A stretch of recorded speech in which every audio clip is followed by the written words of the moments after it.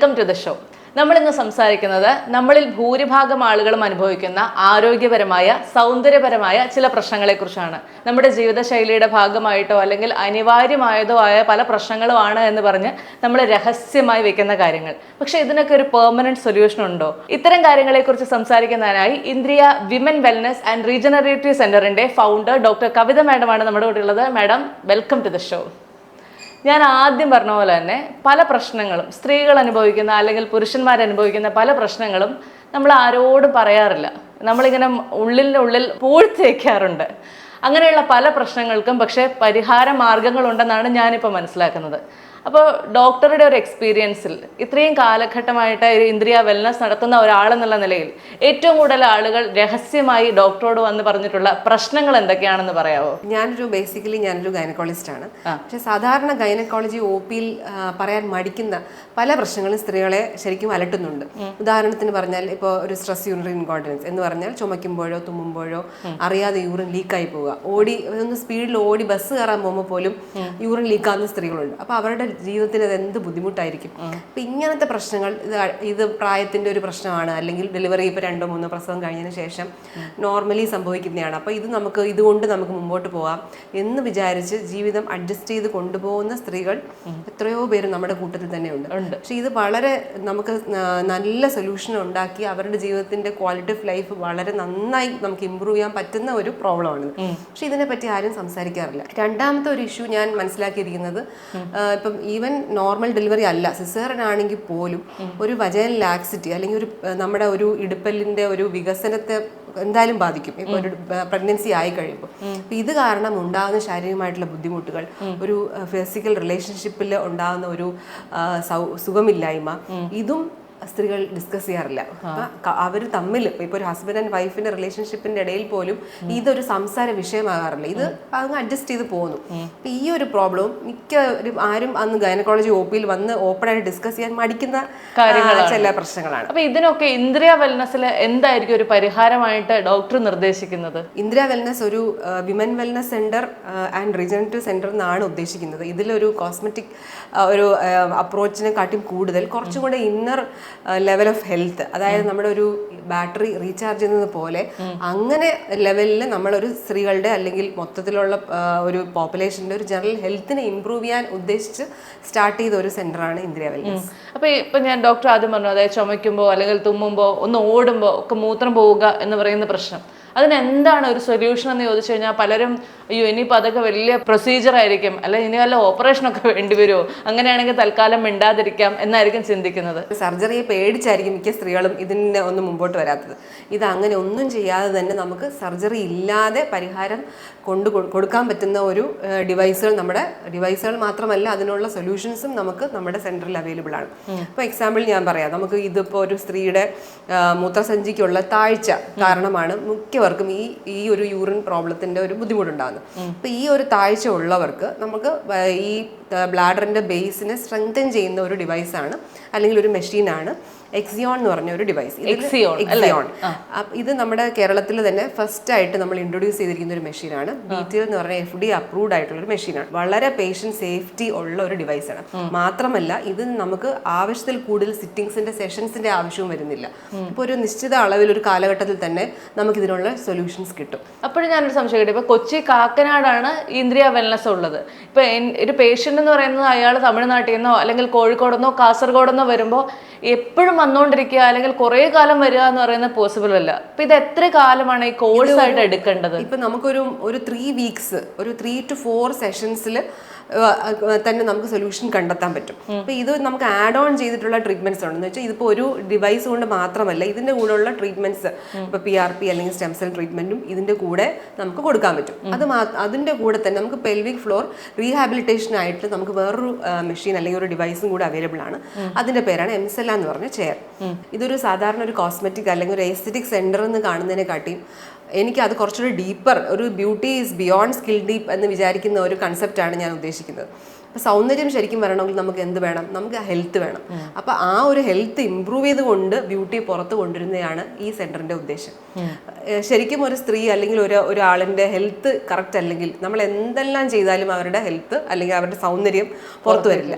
അപ്പോൾ ആ ലെവലിൽ നമുക്ക് ഒരു ഹെൽത്ത് ആൻഡ് വെൽനെസ് ഇംപ്രൂവ് ചെയ്ത് നമ്മളെ ഒരു സൗന്ദര്യം പുറത്തു കൊണ്ടുവന്നതിനെയാണ് ഈ സെന്ററിന്റെ ഉദ്ദേശിക്കുന്നത് അല്ലേ? അപ്പൊ ഇത് സ്ത്രീകളെ മാത്രം ഫോക്കസ് ചെയ്യുന്ന ഒരു ക്ലിനിക്കാണോ? അല്ല, ഇതൊരു ഹോൾ ഒരു ജെൻഡർ ബയസ് ഉള്ളൊരു സെന്ററേ അല്ല. ഇപ്പൊ പുരുഷന്മാർക്ക് ഇപ്പൊ ഈ പറഞ്ഞില്ലേ ഇതുപോലെ പറയാത്ത പ്രശ്നങ്ങളുള്ള പുരുഷന്മാരില്ലേ, പുരുഷന്മാർക്ക് എപ്പോഴും ഒരു 40 അല്ലെങ്കിൽ ഒരു 35 ഇയേഴ്സ് കഴിയുമ്പോൾ സ്ട്രെസ് കൂടുന്ന കാരണം അവരുടെ ജീവിതത്തിലെ രീതിയിലെ വ്യത്യാസങ്ങൾ, വെയിറ്റ്, ഇതെല്ലാം കാരണം അവർക്ക് ഇറക്ടൈൽ ഡിസ്ഫങ്ഷൻ ഉണ്ടാകുന്നു. ഇപ്പോൾ ഞാനൊരു ഇൻഫെർട്ടിലിറ്റി സ്പെഷ്യലിസ്റ്റ് കൂടിയാണ്. അപ്പോൾ ഫെർട്ടിലിറ്റി പ്രോബ്ലംസ് ആയിട്ട് വരുന്ന മിക്ക കപ്പിൾസിനും ഉള്ളൊരു ഇഷ്യൂ ആണ് ഇറക്ടൈൽ ഡിസ്ഫങ്ഷൻ. മോസ്റ്റ്ലി ഒരു സൈക്കോളജിക്കൽ പ്രോബ്ലം ആണ്, ചിലർക്ക് ഒരു ഫങ്ഷണൽ എലിമെന്റും ഒരു ഓർഗാനിക് കോസും കാണും. അപ്പോൾ ഇങ്ങനെയുള്ളവർക്ക് നമുക്ക് ഹെൽപ്പ് ചെയ്യാൻ പറ്റിയ ഒരു മെഷീനാണ് ഈ എംസെല്ല എന്ന് പറഞ്ഞ ചെയർ. അത് ഈ പറഞ്ഞതുപോലെ നമ്മുടെ പെൽവിക് ഡയഫ്രത്തിന് സ്ട്രെങ്തൻ ചെയ്യുകയും ഇവരുടെ ഇറക്ടൈൽ ഡിസ്ഫങ്ഷനിൽ വളരെ ഡിഫറൻസ് നമുക്ക് ഉണ്ടാക്കാൻ പറ്റും. കൗണ്ട് കുറവുള്ള ആണുങ്ങൾക്കും ഈ ഒരു ഡിവൈസ് വളരെ യൂസ്ഫുൾ ആണ്. അപ്പം നമുക്ക് ഈ ഒരു സെഷൻ ഇതിൻ്റെ ഒരു 3 to 6 സെഷൻസ് കഴിഞ്ഞിട്ട് അതിൻ്റെ കൂടെ തന്നെ മെഡിക്കൽ തെറാപ്പി കൂടെ ചെയ്ത് കഴിയുമ്പോൾ അവരുടെ സെമൻ കൗണ്ടിൽ നല്ല വ്യത്യാസം വരുന്നത് കാണാറുണ്ട്. അപ്പോൾ ഈ എംസെല്ല ചെയർ എന്ന് പറയുന്നത് സ്ത്രീകൾക്കും പുരുഷന്മാർക്കും ഒരുപോലെ ഉപയോഗിക്കാൻ പറ്റും എന്ന് പറയുന്നു. അപ്പോൾ ഡോക്ടർ ആദ്യം പറഞ്ഞ എക്സിയോൺ എന്ന് പറഞ്ഞ ഒരു മെഷീൻ്റെ കാര്യം പറഞ്ഞു, അവിടേക്കും പുരുഷന്മാർക്ക് ആക്സസ് ഉണ്ടോ? പിന്നെ ഡെഫിനറ്റ്ലി എക്സിയോൺ ഒരു ഹോൾ ബോഡി ട്രീറ്റ്മെന്റിനുള്ള ഒരു ഡിവൈസാണ്. എന്ന് പറഞ്ഞാൽ നമുക്ക് ഹെഡ് ടു ടോ നമുക്ക് ഇത് യൂസ് ചെയ്യാൻ പറ്റും, സ്ത്രീകൾക്ക് മാത്രമല്ല പുരുഷന്മാർക്കും. ഇപ്പൊ വീണയ്ക്കുള്ളൊരു ഇഷ്യൂ അല്ലേ വീണ എൻ്റെ അടുത്ത് നേരത്തെ പറഞ്ഞത്, ഒരു ഡബിൾ ചിന്റെ പ്രോബ്ലം ഇല്ലേ? അപ്പൊ അത് ഉള്ള പുരുഷന്മാരില്ലേ? തീർച്ചയായും. മാത്രമല്ല ഇപ്പൊ ഫേസിൽ തന്നെ നമുക്ക് അണ്ടർ ഐയിൽ ഡാർക്ക് സ്കിൻ, ഒരു ഫേസ് സ്കിൻ സാഗ് ചെയ്യുന്ന കാരണം ഒരു ഇപ്പൊ നമ്മളൊരു കോസ്മെറ്റിക് സെന്ററോ അല്ലെങ്കിൽ നമ്മളൊരു ഇപ്പൊ ഫേഷ്യൽ ചെയ്താലോ എത്ര ദിവസം നമുക്കത് ലാസ്റ്റ് ചെയ്യും? ഇത് നമ്മുടെ ബോഡിയിൽ തന്നെ റീജനറേറ്റ് ചെയ്ത് വരുന്ന ഒരു ചേഞ്ച് ആണ്. അപ്പൊ അത് ഡെഫിനറ്റ്ലി മറ്റതിനെക്കാട്ടിയും കൂടുതലായിട്ട് ലാസ്റ്റ് ചെയ്യും. ഇപ്പൊ ഒരു ഫേഷ്യൽ ഒരു ഫില്ലറോ അല്ലോ നമ്മളിപ്പോ ഇപ്പൊ ഫേഷ്യൽ ഫില്ലേഴ്സ് ഒക്കെ എല്ലാവരും യൂസ് ചെയ്യുന്നുണ്ടല്ലോ, വളരെ കോമൺ ആണ്. അപ്പൊ അത് നമുക്ക് എത്ര നാൾ ലാസ്റ്റ് ചെയ്യും? 9 to 12 months. അപ്പം ഇതൊരു ഫ്രീക്വന്റ് ഇതിലുള്ള ഒരു കറക്റ്റ് ആയിട്ടുള്ള സെഷൻസ് ചെയ്തുകൊണ്ടിരുന്നാൽ നമ്മുടെ ബോഡി തന്നെ ഇത് റിജുറേറ്റ് ചെയ്ത് വരും. അപ്പോൾ ഒരു ഈവൻ നിങ്ങൾക്ക് ഒരു ഏജ് കൂടുന്ന അനുസരിച്ച് ഈവൻ ഒരു കോസ്മെറ്റിക് ഹെൽപ്പ് വേണ്ടി വന്നാലും ആ ട്രീറ്റ്മെന്റ്സ് ഇത് കുറച്ചുകൂടെ എക്സ്റ്റെൻഡ് ചെയ്യാനായിട്ട് ഹെൽപ്പ് ചെയ്യും. അപ്പൊ ഇതേ പ്രശ്നങ്ങളുള്ള പുരുഷന്മാരില്ലേ, അപ്പം വയറ് ചാടുന്നു, ഫാറ്റ് കുറയ്ക്കാൻ പറ്റുന്നില്ല, ഫേസിലുള്ള ഇഷ്യൂസ്, നെക്ക് സാഗ് ചെയ്യുന്നവര്, സ്ത്രീകൾക്ക് ഏറ്റവും കൂടുതലൊരു പ്രശ്നം നമുക്കിപ്പോൾ ഒരു ഡ്രസ്സ് വെയർ ചെയ്യുമ്പോൾ നമ്മൾ നന്നായിട്ട് ഒരു ഔട്ട്ലുക്ക് നന്നായിരിക്കണം. അതിൽ ഏറ്റവും ഒരു പ്രോബ്ലം വരുന്ന ഒരു കാര്യമാണ് ബ്രാ ഫാറ്റ്. അവിടെ ഫാറ്റ് തൂങ്ങിക്കിടക്കണം. അപ്പോൾ നമുക്കൊരു സ്പെസിഫിക് ഏരിയ ഓഫ് ഫോക്കസ് ആയിട്ട് നമുക്ക് എക്സസൈസ് ചെയ്യുമ്പം കുറച്ച് വ്യത്യാസം വരാറുള്ളൂ. ഒരു സ്പെസിഫിക് ഫോക്കസ് ആയിട്ട് നമുക്ക് ചെയ്യാൻ പറ്റില്ല. ഇത് നമുക്ക് ഈ ഒരു ഡിവൈസിൽ നമുക്ക് അവിടുത്തെ ഫാറ്റ് മാത്രം, അതുപോലെ തന്നെ ആം ഫാറ്റ്, തൈസിലുള്ള ഫാറ്റ്, ബട്ടക്സിലുള്ള ഫാറ്റ്, അങ്ങനെ നമുക്ക് ഓരോ സ്പെസിഫിക് ബോഡിയിലായിട്ടുള്ള നമുക്ക് ഇതിനുള്ള പ്രോബ്സ് ഉണ്ട്. അപ്പൊ ഫേസ് പ്രോബ് ഉണ്ട്, ബോഡി പ്രോബ് നമുക്ക് ഏരിയയിൽ യൂസ് ചെയ്യാം. ഇതിലുള്ളൊരു അഡ്വാൻറ്റേജ് ഞാൻ പറയട്ടെ, നമുക്ക് ചില ഡിവൈസിൽ നമുക്കൊരു 30 to 45 മിനിറ്റ്സ് ഒരു ഏരിയ തന്നെ ഫോക്കസ് ചെയ്യേണ്ടി വരും. ഇതിനങ്ങനെ ഇല്ല. നമുക്കൊരു 12 ഇപ്പൊ വജൈനൽ ടൈറ്റനിങ് നമുക്കൊരു 8 മിനിറ്റ്സ് മതി. ഏറ്റവും ഷോർട്ടസ്റ്റ് ടൈമിൽ വജൈനൽ ടൈറ്റനിങ് ചെയ്യാൻ പറ്റിയ 8 മിനിറ്റ്സ് നിങ്ങളൊരു ചായ കുടിച്ച് തീരുന്ന സമയമേ എടുക്കുന്നുള്ളൂ. ആ സമയം കൊണ്ട് നമുക്ക് ഈ പ്രൊസീജിയർ ചെയ്തിട്ട് പോകാൻ പറ്റും. പക്ഷെ ഡോക്ടർ ഈ ഫാറ്റ് റിഡക്ഷൻ എന്ന് ഡോക്ടർ പറഞ്ഞോണ്ട് ഞാൻ ചോദിക്കുക, ഫാറ്റ് റിഡക്ഷൻ എന്ന് പറയുമ്പോൾ നമ്മളെല്ലാവരും കേട്ടിട്ടുള്ളത് ലൈപ്പോസെക്ഷൻ എന്നുള്ളതാണ്. പക്ഷെ ലൈപ്പോസെക്ഷൻ അതിഭീകര പെയിൻഫുൾ പ്രോസസ് ആണെന്ന് പറയാം. ബിക്കോസ് അതൊരു ഓപ്പറേഷൻ ആണ് ബേസിക്കലി.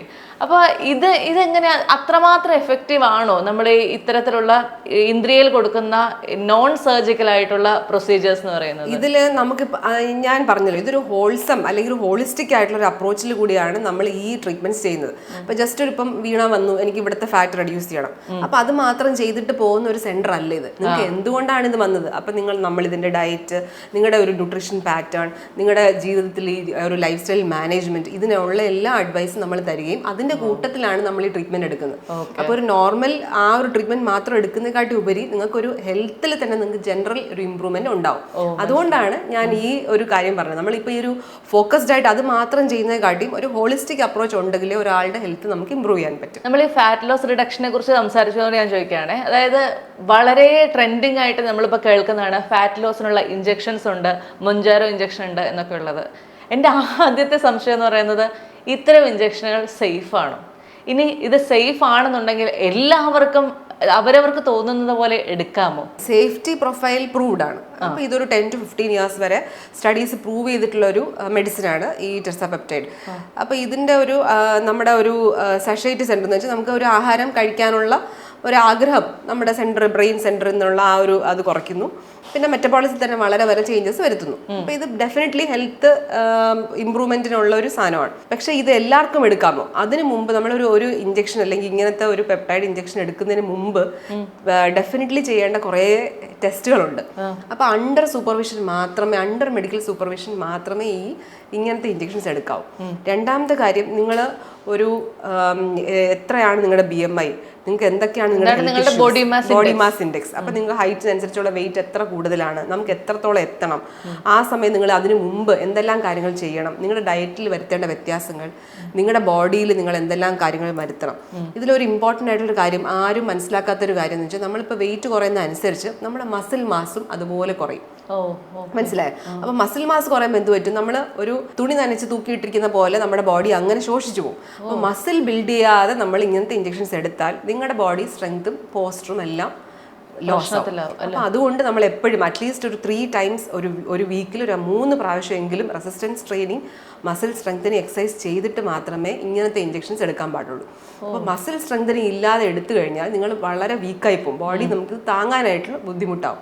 ഇങ്ങനത്തെ ഇഞ്ചക്ഷൻസ് എടുത്തു കഴിയുമ്പോൾ നെക്സ്റ്റ് ഒരു ഇഷ്യൂ വരുന്നത് ഫേസ് സാഗിയും, ഈവൻ ഒരു വജൈനൽ ഏരിയയിലുള്ള ഫാറ്റ് പോലും നമുക്ക് ലോസ് ആയി പോകും. അപ്പം ആ സമയത്ത് നമുക്ക് ഈ റീജനറേറ്റീവ് ട്രീറ്റ്മെന്റ് ആവശ്യം വരും. നമ്മൾ നേരത്തെ പറഞ്ഞ ആ ഡിവൈസ്, റേഡിയോ ഫ്രീക്വൻസി ഡിവൈസ് നമ്മളെ ബോഡി തന്നെ റിജനറേറ്റ് ചെയ്ത് എടുക്കുന്നതാണ്. അപ്പോൾ ആ ഡിവൈസുകൾ എലോങ് വിത്ത് ഇങ്ങനത്തെ ഇഞ്ചക്ഷൻസ് എടുത്താൽ നിങ്ങൾക്ക് ഭയങ്കര റിസൾട്ട് വരും. ഇപ്പോൾ ഒരു വജൈനൽ ഏരിയയിൽ ഒരു ഫാറ്റ് ലോസ് വരുമ്പോൾ എന്ത് സംഭവിക്കും? ഭയങ്കര നമ്മുടെ ആ വൾവൽ ഏരിയയിലുള്ള ആ സോഫ്റ്റ്നെസ് അല്ലെങ്കിൽ സോഫ്റ്റ് ടിഷ്യൂ എല്ലാം ലൂസായി പോകും. അപ്പം അതിന് നമ്മൾ ശരിക്കും നമുക്ക് ഫില്ലേഴ്സ് ഉണ്ട്, ഫാറ്റ് ഫില്ലേഴ്സ് നമുക്ക് അവിടെ യൂസ് ചെയ്യാൻ പറ്റും. അതിൻ്റെ കൂടെ തന്നെ നമുക്ക് ഈ റീജനറേഷൻ നോൺ സർജിക്കൽ ആയിട്ടുള്ള നമ്മുടെ സ്കിൻ ഇംപ്രൂവ്മെന്റ് ആയിട്ടുള്ള ട്രീറ്റ്മെന്റ്സ് നമുക്ക് ഇതിൻ്റെ കൂടെ എടുക്കാൻ പറ്റും. ഒരു ഹോൾ ബോഡി ലെവലിലുള്ള ട്രീറ്റ്മെന്റ് ആണ് നമ്മൾ ഉദ്ദേശിക്കുന്നത്. ഈ മൊഞ്ചാരോ എടുത്ത പലരും പറഞ്ഞു കേട്ടിട്ടുള്ള ഒരു പ്രശ്നമാണ്, മൊഞ്ചാരോ എടുത്ത് വണ്ണം കുറയുന്നു, അപ്പോൾ അവിടെ ഇവിടെയൊക്കെ സ്ട്രെച്ച് മാർക്സ് വരുന്നു എന്നുള്ളത്. അപ്പൊ നമ്മൾ ഇത്രമാത്രം ഇങ്ങനെയുള്ള മുൻകരുതലുകളെല്ലാം എടുത്ത് ഇങ്ങനെ ഒരു അണ്ടർ മെഡിക്കൽ സൂപ്പർവിഷനിൽ എടുക്കുന്ന മൊഞ്ചാരിക്ക് ശേഷം ഉണ്ടാകുന്ന സ്ട്രെച്ച് മാർക്സിന് നമുക്ക് പരിഹാരമുണ്ടോ? ഡെഫിനറ്റ്ലി നമുക്ക് ഈ ഡിവൈസ് വെച്ച് നമുക്ക് പരിഹാരം ഉണ്ടാക്കാം. ഇതിൽ ഈ എക്സിയോൺ ഡിവൈസിൽ തന്നെ നമുക്ക് മൈക്രോ നീഡ്ലിംഗ് ഡിവൈസ് ഉണ്ട്. അപ്പോൾ മൈക്രോ നീഡ്ലിംഗ് വഴി തന്നെ നമുക്ക് ഇത് സാധാരണ മൈക്രോ നീഡ്ലിംഗ് ചെയ്യുന്ന പോലെ പെയിൻഫുള്ളേ അല്ല, വളരെ ഫൈൻ ആൻഡ് ഭയങ്കര പ്രിസൈസ് ആയിട്ടുള്ള ഒരു ട്രീറ്റ്മെന്റ് ആണിത്. അപ്പോൾ ഇതിൽ ഭയങ്കര ഡിഫറൻസ് വരും. ഒരു 1 to 3 സെഷൻസ് തന്നെ വെച്ച് നല്ല ഡിഫറൻസ് വരും. അപ്പോൾ എലോങ് വിത്ത് ദാറ്റ് നമുക്ക് ഈ റേഡിയോ ഫ്രീക്വൻസി നമ്മൾ ആ എനർജി കൊടുക്കുമ്പോൾ സ്കിൻ റിജുവനേഷൻ കൂടെ വരും. അപ്പോൾ കുറച്ചുകൂടെ സ്കിൻ സപ്പിൾ ആയിരിക്കും, ആ ഒരു ലൂസ്നെസ് ഓഫ് ദ സ്കിൻ കൂടെ കുറച്ച് വ്യത്യാസം വരും. അതാണ് ഇതിൽ കോമ്പിനേഷൻ. നമ്മൾ എപ്പോഴും ഒരു ട്രീറ്റ്മെന്റ് മാത്രം എടുക്കുന്നതിനെക്കാട്ടിയും ആ ഒരു കോമ്പിനേഷൻ ട്രീറ്റ്മെന്റ് എടുക്കുമ്പോൾ നിങ്ങൾക്ക് ഡിഫറൻസ് വരും. ഇതിൽ ഇപ്പം വീണ ചോദിച്ചില്ലേ അണ്ടർ സൂപ്പർവിഷൻ, ഇത് ആർക്കും എടുക്കാൻ പറ്റിയ കാര്യമാണ്? ആർക്കും എടുക്കാൻ പറ്റിയ കാര്യമല്ല. അപ്പോൾ എപ്പോഴും നമ്മൾ സൂപ്പർവിഷനിൽ എടുക്കാവും. അത് മാത്രമല്ല, ഇപ്പോൾ സ്ത്രീകളെ പറ്റി പറഞ്ഞതുകൊണ്ട് ഈ ഒരു മെനോപോസൽ ഏജിൽ നമുക്കിപ്പോൾ പീരീഡ്സ് നിൽക്കാറാവുന്നതിന് മുമ്പ് ഒരു 10 years മുമ്പ് തന്നെ ഹോർമോണൽ ചേഞ്ചസ് വരും. ആ സമയത്ത് ഉണ്ടാകുന്ന ഒരു സ്ത്രീകൾക്കുള്ളൊരു മെയിൻ പ്രോബ്ലമാണ് വെയിറ്റ് ഗെയിൻ. ഭാരം കൂടുന്നു, മിഡിൽ പോർഷനിൽ വെയിറ്റ് കൂടുന്നു, അത് കുറയ്ക്കാനേ പറ്റുന്നില്ല. ഈവൻ ജിമ്മിൽ പോയി റെഗുലർലി വർക്കൗട്ട് ചെയ്യുന്ന ആൾക്കാർക്ക് പോലും ഒരു മിഡ് പാർട്ട് ആ ഒരു സ്ഥലത്തുള്ള വെയിറ്റ് ലോസ് ചെയ്യാൻ ഭയങ്കര ബുദ്ധിമുട്ടാണ്.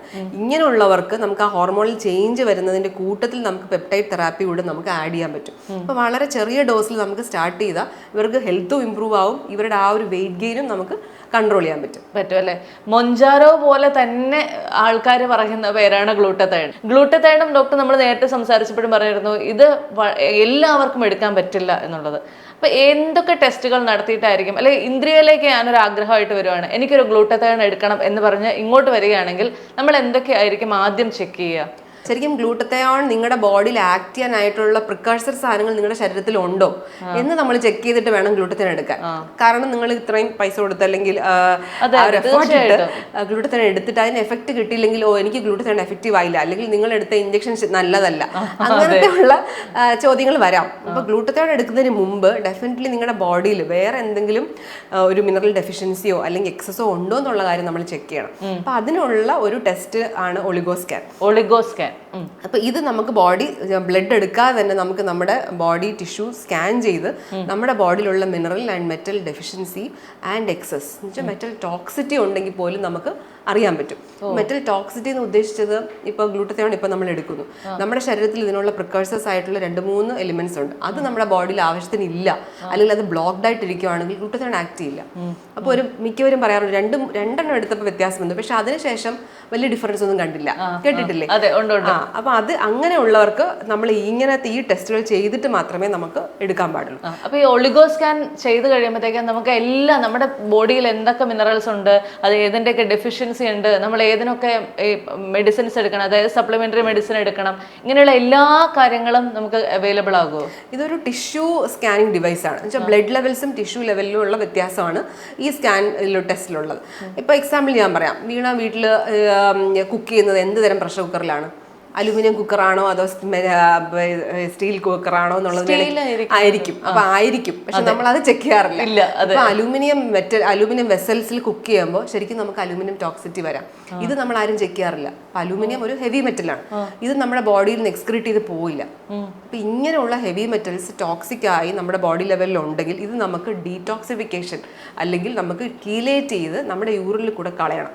അപ്പൊ ഇങ്ങനെയുള്ള ടെസ്റ്റുകൾ ചെയ്താൽ മാത്രമേ നമുക്കൊരു കീലേഷൻ തെറാപ്പിയുടെ ആവശ്യമുണ്ടോ ഇല്ലേ എന്ന് അറിയാൻ പറ്റൂ. ഈവൻ കാർഡിയക് പ്രോബ്ലംസ് പോലും ഇങ്ങനത്തെ ഹെവി മെറ്റൽസ് കാരണമാണ് ഉണ്ടാകുന്നതാണ് കണ്ടുപിടിച്ചിരിക്കുന്നത്. അത് ശരി. അപ്പൊ ഇപ്പൊ അലൂമിനിയം എന്ന് പറയുമ്പോഴത്തേക്ക് ഡോക്ടറെ, നമ്മളിപ്പോ ഭക്ഷണം പൊതിയുന്ന അലൂമിനിയം ഫോയിലാണ്, ഭക്ഷണം ഉണ്ടാക്കുന്നത് അലൂമിനിയത്തിലാണ്, അലൂമിനിയം നല്ലതാണെന്ന് പറഞ്ഞുള്ള നിരവധി പരസ്യങ്ങൾ ഇതൊക്കെ കേൾക്കുകയാണ്. അപ്പൊ ശരിക്കും അലൂമിനിയം പ്രശ്നമാണോ?